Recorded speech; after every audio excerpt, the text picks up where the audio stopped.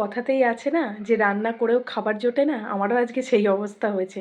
তবে এটা খুব আনন্দের, এটা দুঃখের কিছু নয়। বাড়িতে আজকে রান্না বান্না সবই হয়ে গেছে। তোর বাবা একটু আগেই ফোন করেছিল, মানে তোজোর বাবা একটু আগেই ফোন করেছিল, বলছে যে আমি আজকে আর বাড়িতে খাবো না। হঠাৎ করে শুনলাম মিশনে একটা অনুষ্ঠান হচ্ছে। তো আমার বাড়ি থেকে তো আপনারা তো দেখেইছেন অনেক সময় যে মিশন একদম পাশে। তো মিশনে অনুষ্ঠান হচ্ছে, সেখানে চেনা পরিচিত সবাই বলছে থাকার জন্য, মানে খাবার দাবার খাবে বলে। তো সেই জন্য ওর বাবা তোজোকে নিয়ে তো চলে গেছে, ওর বাবা তোজোকে নিয়ে এমনিই ঘুরতে বেরিয়েছিল। তো গেছে। আমি বললাম যে তাহলে কী হবে, রান্নাবান্না হয়ে গেছে? বললো রেখে দাও। রান্নাবান্না পুরো কমপ্লিট করলাম, এখন এক দাদা আবার ফোন করেছে যে ঝটপট 10 মিনিটের মধ্যে রেডি হয়ে এসো। যে কেন? বলছে কুপন রেখেছি, বারবার সবাই বলছে, তো এসো একবার।